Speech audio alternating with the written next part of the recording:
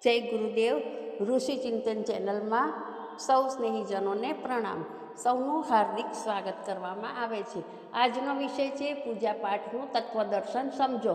સૌપ્રથમ આપણે ગાયત્રી મહામંત્રનું ઉચ્ચારણ કરીશું. ઓમ ભૂર્ભુવઃ સ્વઃ તત્સવિતુર્વરેણ્યં ભર્ગો દેવસ્ય ધીમહિ ધિયો યો નઃ પ્રચોદયાત. આપણું લક્ષ્ય દેવત્વ. દેવોની સ્થાપના કરવાનો અર્થ એ છે કે આપણે આપણા જીવનમાં દેવત્વનો સમાવેશ કરી. દેવત્વ આપણું લક્ષ્ય બને, દેવત્વ આપણું ઈષ્ટ બને. આપણે દેવોની લાઈનમાં ઊભા રહીએ અને તેમની સાથે આપણું નામ લખાવવાની કોશિશ કરીએ. આજે તો આપણે રાક્ષસોની લાઈનમાં પોતાનું નામ લખાવી દીધું છે.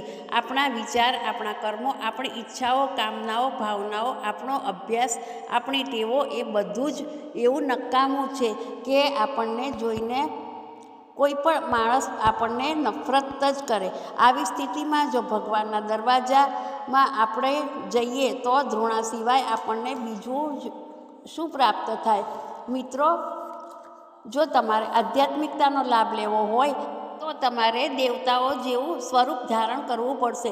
દેવતાઓને પ્રસન્ન કરવા માટેની જે પ્રક્રિયા છે તે તમારે જાણવી જોઈએ. પંચોપચાર પૂજન તથા ષોડશોપચાર પૂજનનો મતલબ શું છે તથા તેમનો ઉદ્દેશ શું છે તે તમારે સમજવું જોઈએ.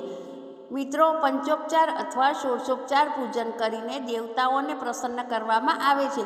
ષોડશોપચારનો શું મતલબ છે તે આપ સમજો તો ખરા. પંચોપચારનો ઉદ્દેશ તો સમજો. ના સાહેબ, ઉદ્દેશ તો અમે નથી સમજતા. અમે તો ચોખા ખવડાવશું, ધૂપ દીપ કરીશું, પાણી પીવડાવશું, ફૂલ ચડાવીશું અને બધા દેવતાઓની હજામત કરીશું. ના બેટા, એમ થઈ શકતું નથી. એ બધું જ નર્યું પ્રતીક છે. આપણે જળ ચડાવીએ છીએ. પાદ્યમ સમર્પયામી, અર્ઘ્યમ સમર્પયામી, સ્નાનમ સમર્પયામી. શું મતલબ છે? અમે અમારો શ્રમ લગાવીશું ભગવાન માટે, શ્રેષ્ઠ કાર્યો માટે, સમાજ, લોકમંગલ, વિરાટ બ્રહ્મ માટે અમે શ્રમનો પરસેવો પાડીશું. પરસેવાથી એમના પગ ધોઈશું. એ છે પાદ્યમ સમર્પયામી. આ પાણીથી શું કામ થશે? ના સાહેબ, એક ચમચી જળથી અમે ભગવાનને નવડાવીશું. ભગવાન તો બહુ મોટા છે. હા મહારાજજી, આપણાથી તો 4 ગણા 100 ગણા મોટા હોઈ શકે છે. તો તું એમને પછી નવડાવજે. પહેલાં તું એક ચમચી જળથી નાહી તો લે. ના મહારાજ, સ્નાનમ સમર્પયામી. નકામી વાત ન કર. તું કોને સ્નાન કરાવે છે? સ્નાનની જે વૃત્તિ, જે ભાવના છે તેમની પાછળ રહસ્ય છુપાયેલું છે કે અમે પહેલાં અમારી પોતાની સફાઈ કરીશું, અંતરંગથી સ્નાન કરીશું. આ આપનો ભગવાન અને ઈમાન જે ગંદો કલુષિત થઈ ગયો છે એને આપ સ્નાન કરાવો. આ જ છે સ્નાનમ સમર્પયામી. અક્ષતમ સમર્પયામીનો અર્થ શું છે? મિત્રો, તેનો મતલબ એક જ છે કે આપણી જે કમાણી છે તેનો 1 અંશ આપણે ભગવાનને આપી દેવો જોઈએ. અક્ષત એ યાદ અપાવે છે કે અમે જે પૈસા કમાઈએ છીએ તેમાંથી આપનો ભાગ કાઢીએ છીએ. લો આ અંશદાન. અક્ષતમ સમર્પયામી. અમે બધું જ ખાઈએ. જે કમાઈશું એમાંથી થોડો ભાગ અમારા માટે રાખીશું અને બાકીનો ભાગ લોકમંગળના કામોમાં વાપરીશું. હે ભગવાન, અમારી અંદર એટલી નિષ્ઠા જગાડજો કે અમે ઓછામાં ગુજરાન ચલાવીએ અને વધુમાં વધુ ધન આપને આપતા જઈએ. તેનું પ્રતીક છે અક્ષતમ સમર્પયામી. પુષ્પ જેવા બનો. મિત્રો, આપણે ભગવાનને ફૂલ એટલા માટે ચડાવીએ છીએ કે આપણું જીવન ફૂલ જેવું હસતું, હસાવતું, ખીલતું, ખીલાવતું, કોમળ બને. જો આપણને એવો વિશ્વાસ થઈ જાય કે અમે ફૂલ જેવું જીવન જીવીશું, ફૂલ જેવા બનીશું, તો આપનું જીવન ભગવાનના ચરણે, ભગવાનના ગળે, ભગવાનના મુગુટ પર વિરાજમાન થવાનું અધિકારી બની શકે છે. ના સાહેબ, અમે તો ભગવાનને ફૂલ ચડાવીશું. ભગવાન ફૂલ ખાઈને શું કરશે? તે તો ચારે બાજુ ફરતા રહે છે. જ્યાં બગીચો દેખાશે ત્યાં જઈને બેસી જશે અને ફૂલ સૂંઘતા રહેશે. કેમ ભગવાન, શું મામલો છે? અરે સાહેબ, બહુ દિવસથી ફૂલ સૂંઘવા નથી મળ્યા તો આવી ગયા. અહીં ફૂલોની મહેક આવતી રહે છે તો પછી અહીં જ રહો ને. હા સાહેબ, જ્યાં સુગંધ આવશે ત્યાં રહીશું. બેટા, ભગવાનને સુગંધ અને દુર્ગંધ સાથે, ફૂલ અને પાન સાથે કોઈ સંબંધ નથી. આપણે ફૂલ ભગવાનને નથી ચડાવતા, પણ આપણા ઈમાનને ચડાવીએ છીએ. ભગવાનના બહાને આપણે જાતને શીખવીએ છીએ કે તારે ફૂલ જેવા બનવાનું છે. આપણી અંદર આપણો જે ભગવાન સૂઈ ગયો છે તેને સદુપદેશ આપીએ છીએ, તેને શીખવીએ છીએ, તેને ફોસલાવીએ છીએ કે તમે ફૂલ જેવા બનો. ભગવાન ફૂલનું શું કરે? મિત્રો, આપણે ભગવાનને ચંદન એટલા માટે ચડાવીએ છીએ કે આપણી જિંદગી ચંદન જેવી સુગંધી બનવી જોઈએ. આપણી આસપાસ સાપ અને વીછી રહે, પણ તેમનું ઝેર આપણે આપણા પર ન લઈએ. આપણે સાપ વીછીઓને પણ શીતળતા અને સુગંધ આપતા જઈએ. આપણી નજીક જે કાંટા ઉગ્યા હોય તેને આપણે સુગંધ આપતા જઈએ અને આપણા જેવા બનાવતા જઈએ. જો આપણી આ વૃત્તિ અને પ્રયાસ રહે તો આપણું ચંદન ચડાવ્યું સાર્થક. મિત્રો, આપણે જે દીપક પ્રગટાવીએ છીએ તે પ્યારથી છલોછલ ભરેલું જીવન. એમાં વાટ એટલે લગન અને તેની અંદર પ્રકાશ. પ્રજ્વળતો પ્રકાશ આપણા જીવનને પ્રકાશિત કરે. આપણે પ્રકાશવાન જીવન જીવીએ તો આપણું દીપક પ્રગટાવવાનું સાચું છે. બેટા, ભગવાનને દીપકની કાંઈ જરૂર નથી. ભગવાનને તો દિવસે સૂરજ પ્રકાશતો રહે છે અને રાત્રે ચાંદ. એને તારા દીપકનું શું કરવું છે? દીપક તો આપણે આપણને બતાવીએ છીએ. આપણા મનને, બુદ્ધિને, ચિત્તને, આપણા અંતરને બતાવીએ છીએ કે આપણે દીપક બનીને જીવીએ. દીપક આપણું લક્ષ્ય હોવું જોઈએ. જો આ વૃત્તિ આપની પાસે હોય તો હું સમજીશ કે આપનું મન ભગવાન તરફ ચાલવા લાગ્યું. મિત્રો, ઢગલાબંધ ઉપાસનાઓ અમે તમને બતાવી છે. તે બધાની પાછળ એક જ ઉદ્દેશ છે, બીજો કોઈ ઉદ્દેશ નથી. તેનો ઉદ્દેશ ભગવાનને ફોસલાવાનો નથી, પરંતુ પોતાનો પરિષ્કાર અને પોતાની જાતનું પરિશોધન. બસ, તમામ ઉપાસનાઓનો આટલો જ ઉદ્દેશ છે. ભગવાનના ભજનથી માંડીને જપ, તપ અને ધ્યાન કરવા સુદ્ધાનો એક જ ઉદ્દેશ છે. ભગવાન પર એની કોઈ અસર થઈ શકતી નથી. અસર થશે તો આપના ઉપર કે આપ સાચા થતા જશો અને સાચા થતાં જ ભગવાન ખેંચાતા આવશે. હું એક દિવસ આપને કહી રહ્યો હતો કે વૃક્ષોમાં એ તાકાત હોય છે જે વાદળાઓને ખેંચી લઈને આવે છે, જેને હું ચરિત્ર કહું છું. એવું ચુંબક મેગ્નેટ જો આપની પાસે હોય તો આપ પણ ભગવાનને ખેંચીને લઈ આવી શકો છો. જેને લોકસેવી વૃત્તિ અને બુદ્ધિ કહું છું, એ ચીજ જો આપની પાસે હોય તો આપની પાસે ભગવાન આવી જશે. ભગવાન પાસે જવાની કોઈ જરૂર નથી. તમામ પ્રક્રિયાઓ આના માટે જ બનાવવામાં આવી છે. આત્મશોધનની પ્રક્રિયા, દેવપૂજનની પ્રક્રિયા પર મેં થોડો પ્રકાશ પાડ્યો.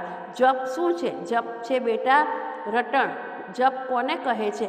જપ વારંવારનું રિપીટેશન છે. રિપીટેશન શું છે? જેમ આપણે માટી હાથમાં લઈને હાથ ધોઈએ છીએ. અરે સાહેબ, આ શું કરી રહ્યા છો? બેટા, અમે હાથ ઘસી માંજી રહ્યા છીએ. વાસણને વારંવાર માંજીએ છીએ.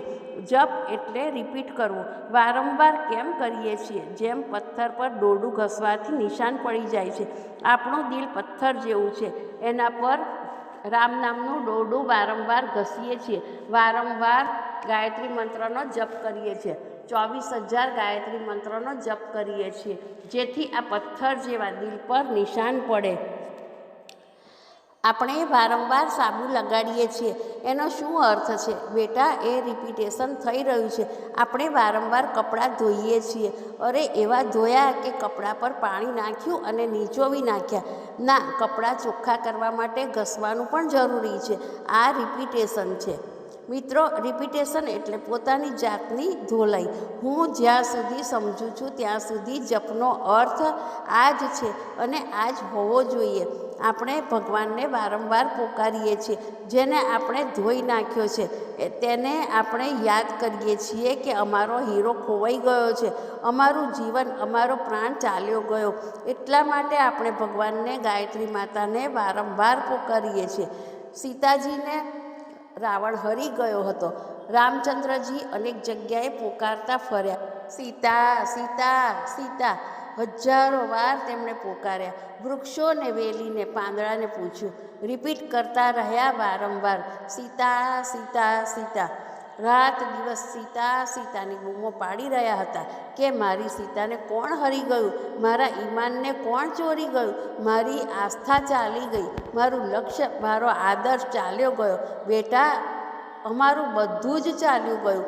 હું લાશની જેમ, સત્વહીન, સડેલા મરેલા માણસની જેમ આદર્શ વિહીન, સિદ્ધાંત વિહીન, પેટ અને પ્રજનન માટે જીવતા કીડી મકોડાની જેમ જીવી રહ્યો છું. અમારી માનવતા ખોવાઈ ગઈ, જેને અમે ગાયત્રી માતા રૂપે પોકારીએ છીએ અને ક્યારેક 24,000 જપ તો ક્યારેક 108 વાર જપ કરીએ છીએ. એક મગર હતો અને એક હાથી હતો. બંનેની લડાઈમાં મગરે હાથીનો પગ પકડી લીધો અને પાણીમાં ઘસડી ગયો. હાથીએ બૂમો પાડી. તેણે 108 વખત ભગવાનનું નામ લીધું હતું. મિત્રો, આપણા તો 4 પગ, 1 સૂંઢ અને 1 પૂંછડી, 6 મગરોએ પકડી લીધા છે અને આપણને ભવસાગરમાં ડૂબાવવા લઈ જઈ રહ્યા છે. એક મગરનું નામ કામ, એકનું નામ ક્રોધ, એકનું લોભ, એકનું મોહ, એકનું મદ અને એકનું નામ મત્સર. આ 6 આપણને પકડીને ડૂબાડવા લઈ જઈ રહ્યા છે. આપણે હાથીની જેમ પોકારીએ છીએ, હે ભગવાન, અમે ડૂબી રહ્યા છીએ. આપની ભુજાઓ લાંબી હોય તો આપ આવો અને અમને આ પાપચક્રમાંથી બચાવો. અમે આપની પાસે બીજું કાંઈ નથી માંગતા. આપણે પ્રભુને શું પ્રાર્થના કરીએ? રવિન્દ્રનાથ ટાગોરની એક કવિતા, જેમાં તેમણે એ પ્રાર્થના કરી છે કે હે ભગવાન, અમે આપની પાસે મુસીબતમાંથી મુક્તિ મેળવવાની પ્રાર્થના કરીએ તો આપ ઇનકાર કરી દેજો. આપ અમને એમ કહેજો કે આપની ભૂલોએ મુસીબતોને નોતરી છે, આપની ભૂલોને ઠીક કરી દો. હે ભગવાન, જ્યારે અમે આપની પાસે સંપત્તિ માંગીએ તો આપવાનો ઇનકાર કરી લેજો અને કહેજો કે મેં આપને કાંડા અને અક્કલ એટલા માટે આપ્યા છે કે આપ તેનો યોગ્ય ઉપયોગ કરતા હોત તો આપ ચેનથી, સંતોષથી જિંદગી જીવતા હોત. આપ અમને કોઈ મદદ ન કરતા, પણ જો આપ દયા કરતા હો, ભક્તવત્સલ હો અને આપની પાસે કોઈ વરદાન હોય તો એક જ વરદાન આપજો કે અમે જ્યારે પાપના કાદવમાં પડી રહ્યા હોઈએ તો આપની લાંબી ભુજાઓ ફેલાવીને અમને રોકી લેજો, ઊંચે ઉઠાવી લેજો. બસ અમને બીજું કાંઈ ના જોઈએ. મિત્રો, આપણે ભગવાનને એક જ પ્રાર્થના કરવી જોઈએ કે પાપના કાદવમાં હાથીની જેમ જે ડૂબી રહ્યા છે તેમનો જો ઉદ્ધાર કરી શકતા હો તો કરો. જો દ્રૌપદીની જેમ આપણે રામ નામનો, ગાયત્રી માતાનો પોકાર કરીએ કે અમે નગ્ન થઈ રહ્યા છીએ, હે ભગવાન, આવો અને અમારા જીવનને બચાવી લો. આ મનુષ્યનું જીવન તો ગયું. બસ આ જ છે રામ નામનો જપ, ગાયત્રી મંત્રનો જપ. એનું જ નામ છે અનુષ્ઠાન. ના મહારાજજી, જપ કરવાથી ભગવાન પ્રસન્ન થઈ જાય છે. બેટા, મને આ વાત પર વિશ્વાસ નથી. નામ લેવાથી કોઈ પ્રસન્ન શું કામ થઈ જાય? ના સાહેબ, રામ નામ લેવાથી ઉદ્ધાર થઈ જાય છે. ખોટું. નામ લેવાથી કોઈનો ઉદ્ધાર થયો નથી, થઈ શકતો નથી. હા, જો આપ રામ નામ લો અને વાલ્મીકીની જેમ રામનું કામ પણ કરો તો હું આપની વાત સમજી શકું છું. અજામિલની જેમ આપ રામ નામ લો અને જેવી રીતે અજામિલે બકરા કાપવાનું બંધ કર્યું હતું તેમ આપ પણ ખોટા કામ કરવાનું બંધ કરી દો તો હું સમજીશ કે આપે રામનું નામ લીધું છે. મિત્રો, જેટલા સંત થયા છે, જેના રામ નામની મહત્તા વિશે અમે કહી રહ્યા છીએ, તે તમામ સંતોએ પોતાના પાપો એક ક્ષણમાં કાપીને ફેંકી દીધા. આપનું રામ નામ પણ જો સાચું હશે તો આપે પાપો છોડી દીધા હશે. પછી તે રામ નામની અસર હોય તો તેમ અને આપની ભક્તિની અસર હોય તો તેમ, હું એમાં નથી પડતો. જે રામનું કામ કરી રહ્યો હશે અને રામનું નામ લઈ રહ્યો હશે તો જેમ ગોસ્વામીજીએ રામ નામનું મહત્ત્વ બતાવ્યું છે તેમ તેના સત્પરિણામ જરૂર આવવા જોઈએ. બેટા, વીજળીના નેગેટિવ અને પોઝિટિવ બે તાર મળશે નહીં તો વીજળીનો કરંટ પેદા થઈ શકશે નહીં. માણસનું ચરિત્ર અને માણસનું જીવન બંને જો મળશે નહીં તો કોઈ પણ ભજન સાર્થક થઈ શકતું નથી. રામનું નામ, માણસનું ચરિત્ર, માણસની સમાજનિષ્ઠા, માણસની ઉદારતા, આ બધાનો કોઈ પણ પરિસ્થિતિમાં સમન્વય થવો જોઈએ. જો આ સમન્વય ન હોય તો કોઈ સારું પરિણામ હોઈ શકતું નથી. રામ નામના જપની મહત્તા, ધ્યાનની મહત્તા આ જ છે. મિત્રો, આપણે બહુર્મુખી જીવન જીવીએ છીએ એટલે બહારની સમસ્યાઓ આપણા પર સવાર રહે છે.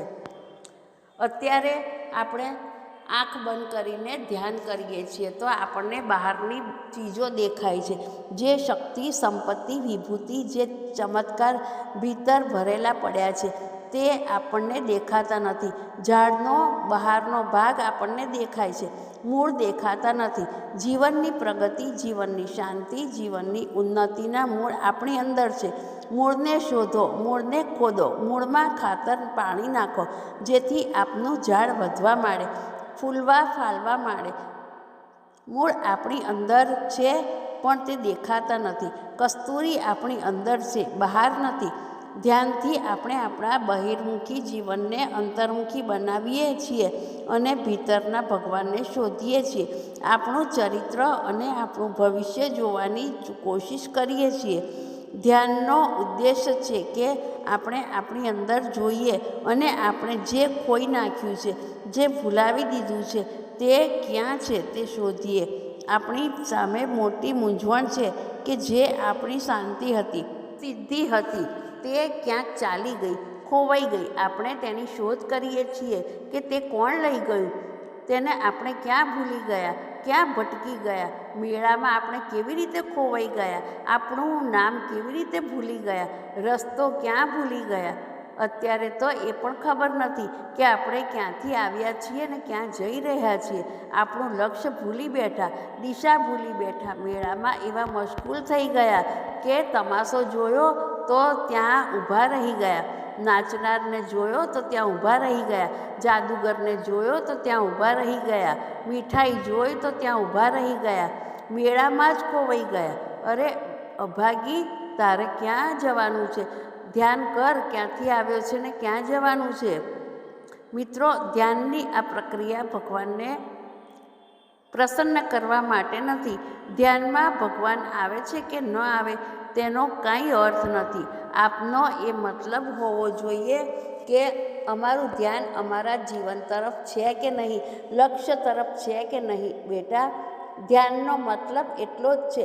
જ્યાં સુધી હું સમજી શક્યો છું કે ધ્યાનનો મતલબ છે એકાગ્રતા, તન્મયતા. મન ભાગવું ન જોઈએ. મહારાજજી, મન તો ભાગે છે તો આ ભાગવા દે. બેટા, મનને એક જગ્યાએ કેન્દ્રિત કરી શકાતું નથી. મગજની બનાવટ જ એવી છે કે તે એક જગ્યાએ અટકી શકતું નથી. એક જગ્યાએ અટકી જશે તો કાં તો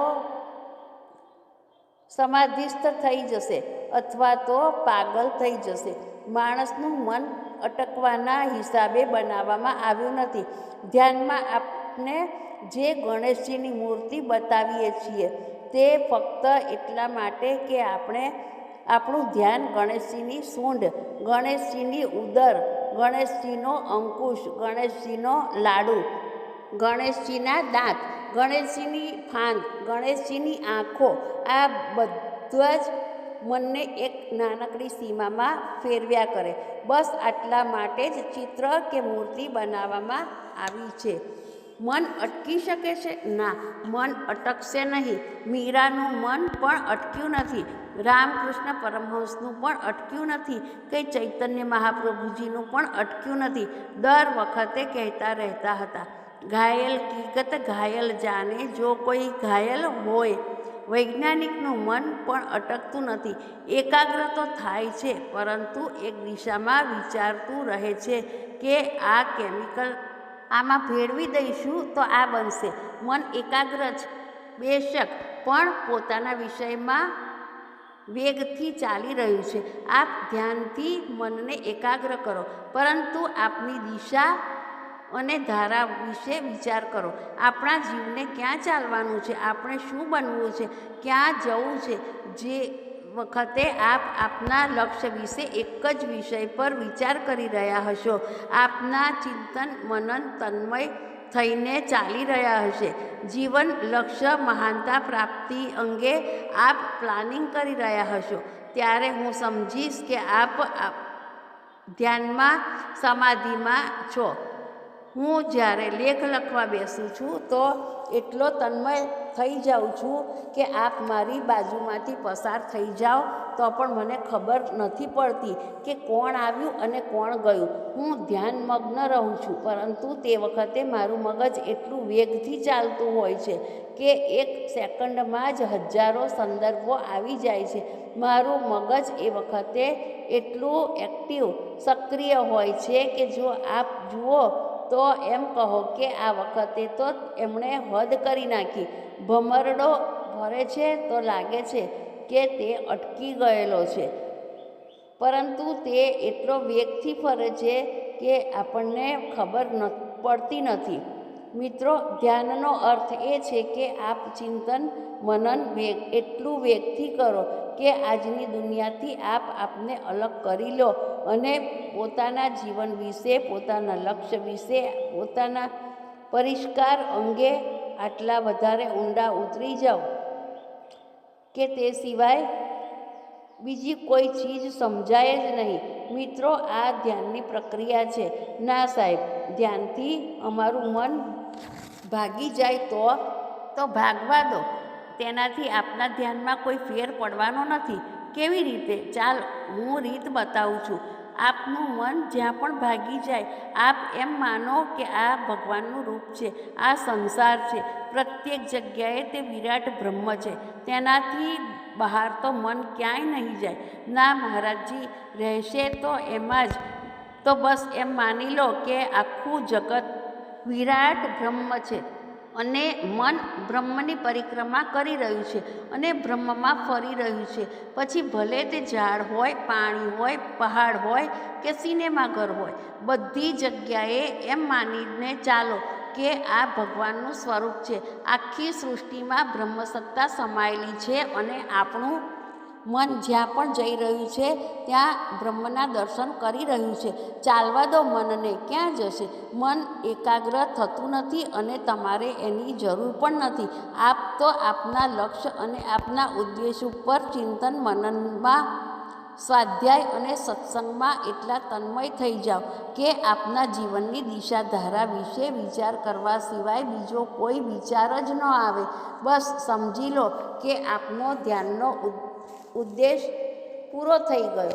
ના સાહેબ, આપ એવો ઉપાય બતાવો કે જેનાથી મન ભાગે જ નહીં. બેટા, મન ભાગશે, અટકશે નહીં. અમારું મન લખતી વખતે અને પૂજા કરતી વખતે બિલકુલ ભાગે છે.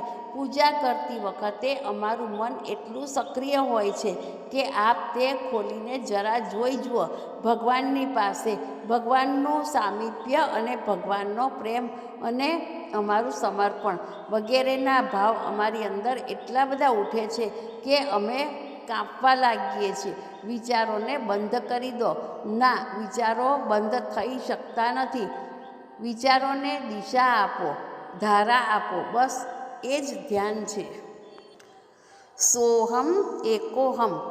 મિત્રો, સોહમનો અર્થ એ છે કે ભગવાન અમારા જીવનમાં સમાઈ ગયા અને અમે અમારા અહમને બહાર કાઢી નાખ્યો અને સ્વ અમારી અંદર સમાઈ ગયા. અમારા શરીરમાં, અમારી ઇન્દ્રિયોમાં, અમારા રોમ રોમમાં, અમારા પૈસા પર ભગવાનનું સ્વામિત્વ થઈ ગયું. જો આ વિચાર આપણા મનમાં આવે તો સોહમની ઉપાસના સાચી છે. આમાં ભગવાન અને આપણે એક થઈ જઈએ છીએ. બંનેની સત્તા એક છે. જેવી રીતે દૂધ અને પાણી મળી જાય છે, તેવી જ રીતે આપણે પાણી અને ભગવાન દૂધ બંનેને અરસપરસ ભેળવી દીધા. ભગવાનના વિચાર આપણા અને આપણી ઈચ્છાઓ ભગવાનની. ભગવાનની ઈચ્છાઓ આપણી થઈ ગઈ. આ પ્રકારની એકતા આપ સ્થાપી લો, એકોહમ સ્થાપિત કરી લો, તો પછી દ્વૈત ખતમ થઈ જશે અને અદ્વૈત રહી જશે. દ્વૈતને ખતમ કરી દેવું અને અદ્વૈતને સ્થાન આપી દેવું, સૌમાં પોતાની જાતને જોવી અને પોતાનામાં સૌને જોવા.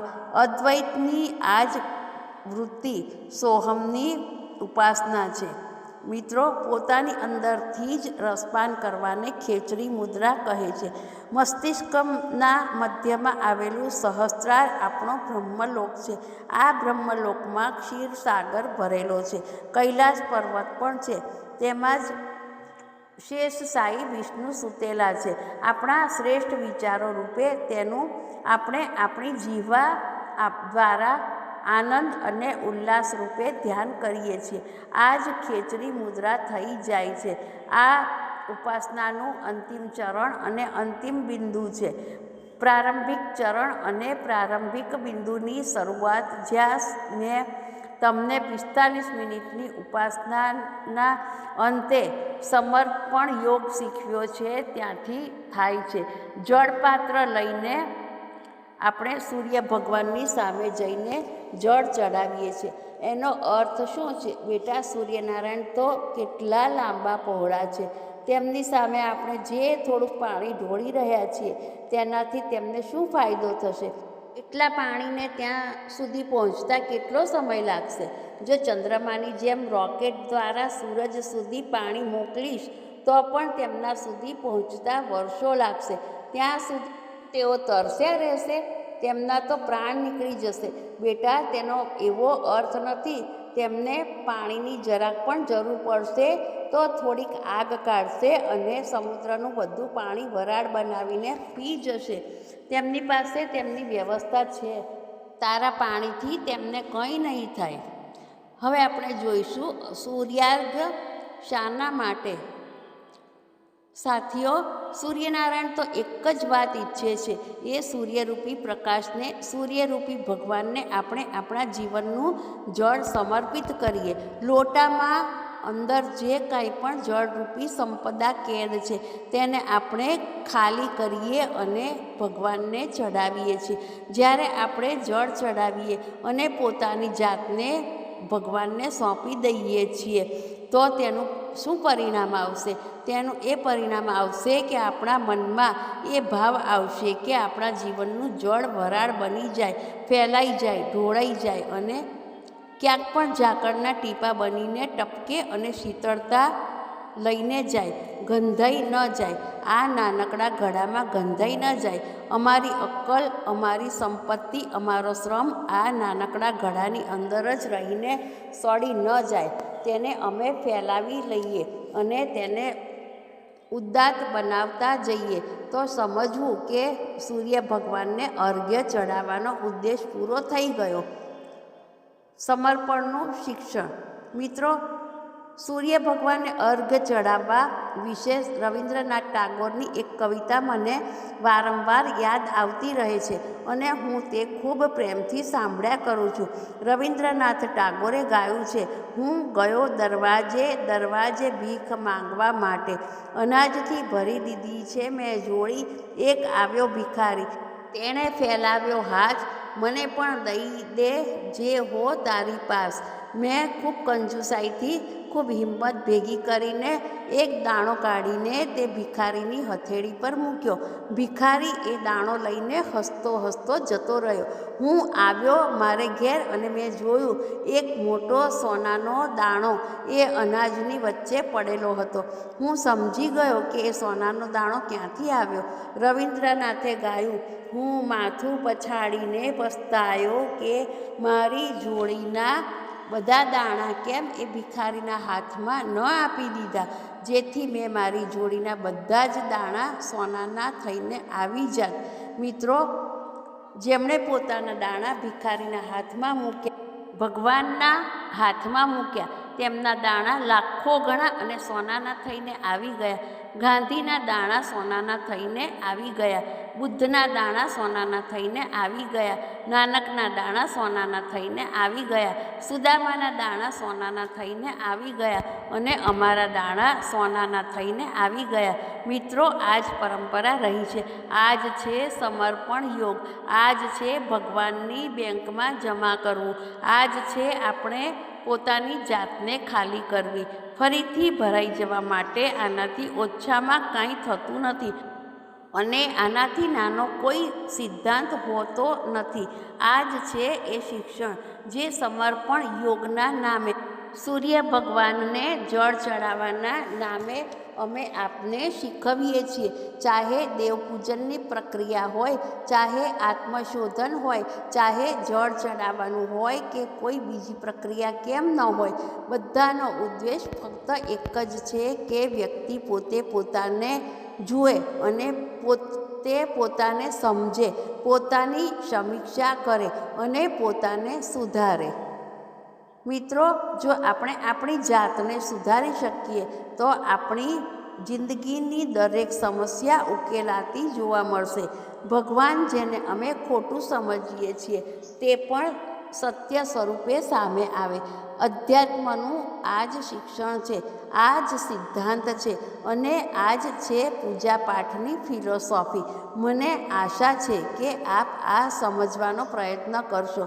જો આપ આ સમજ્યા, આનો સ્વીકાર કર્યો, તો હું સમજીશ કે આપ સત્યની નજીક આવી ગયા અને જ્યાં ઋષિઓએ અધ્યાત્મની શરૂઆત કરી હતી, અધ્યાત્મનો વિસ્તાર કર્યો હતો, ત્યાં આવી ગયા. આજે તો અધ્યાત્મ બ્રહ્મવાદી જંજાળનું, અજ્ઞાનનું એક આવરણ માત્ર રહી ગયું છે. જો અજ્ઞાનના આવરણમાંથી નીકળીને આપ વાસ્તવિકતાની નજીક જાઓ તો મેં જે નિવેદન કર્યું છે તે જ પામશો. મનુષ્યનો સ્વભાવ એવો છે કે જ્યાં સુધી તે જુએ છે કે કંઈક એના કામને, ચરિત્રને કે હાવભાવને જોઈ રહ્યું છે, ત્યાં સુધી તે ખૂબ સાવધાન રહે છે. પરંતુ બાહ્ય નિયંત્રણ થતાં જ તે શિથિલ થઈને ફરીથી પતન તરફ વળી જાય છે. મંદિરમાં ભગવાનની મૂર્તિની સામે તેને હંમેશા એવો અનુભવ થાય છે કે તે ઈશ્વરની સામે છે.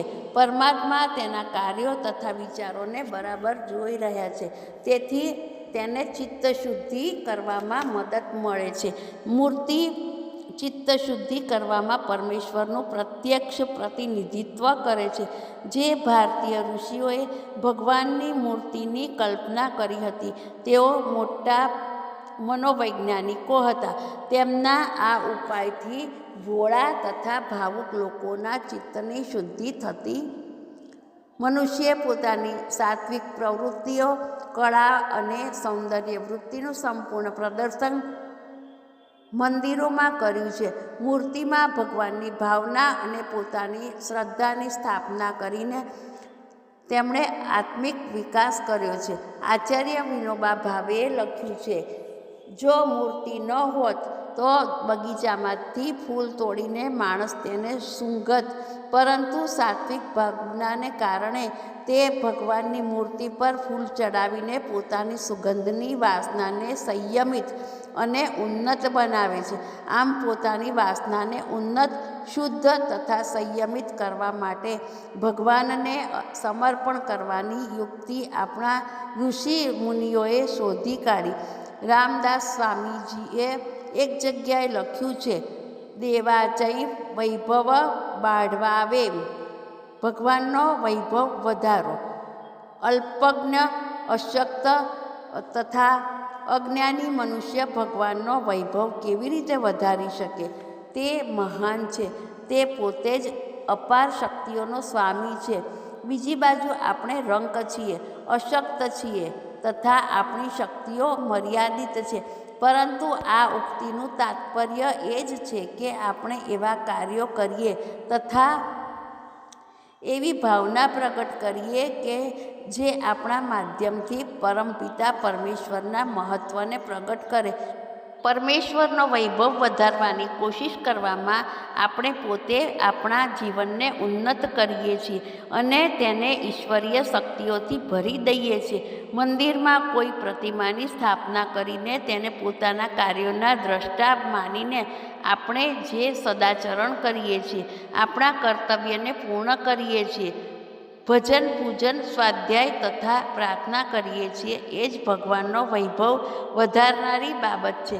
જે વિચારો તથા કાર્યોથી આપણું દેવત્વ પ્રગટ થાય છે, તે જ આ દુર્લભ માનવ જીવનમાં કરવા યોગ્ય કાર્યો છે. વાણીથી ભગવાનના દિવ્ય ગુણો તથા અપાર સામર્થ્યના ગુણગાન કરીએ, હાથથી પવિત્ર કાર્યો કરીએ, પરમાત્માના ચિંતન, ભજન, ગીતો તથા પૂજનથી બુદ્ધિને શુદ્ધ બનાવીએ, તો જ આપણો અહંકાર દૂર થઈ શકે છે અને ચિત્ત શુદ્ધિ થાય છે. જ્યારે મૂર્તિમાં આપણે ભગવાન પ્રત્યેની આસ્થા, શ્રદ્ધા તથા વિશ્વાસની સ્થાપના કરીએ છીએ, ત્યારે તે દિવ્ય સામર્થ્યથી પૂર્ણ થઈ જાય છે. એ જ પથ્થરની મૂર્તિ સામે આપણું મસ્તક આપોઆપ ઝૂકી જાય છે. આ મનુષ્યની શ્રદ્ધાનો જ ચમત્કાર છે. એ મૂર્તિની સામે નિરંતર રહેવાથી ચિત્ત શુદ્ધ થાય છે અને આત્મશક્તિ કેળવાય છે. ઈશ્વર સાથે તાદાત્મ્ય સાધવાનું જ આપણા જીવનનું ચરમ લક્ષ્ય હોવું જોઈએ અને તેને જ પરમ પુરુષાર્થ માનવો જોઈએ. આજની વાત સમાપ્ત. ઓમ શાંતિ. જય ગુરુદેવ.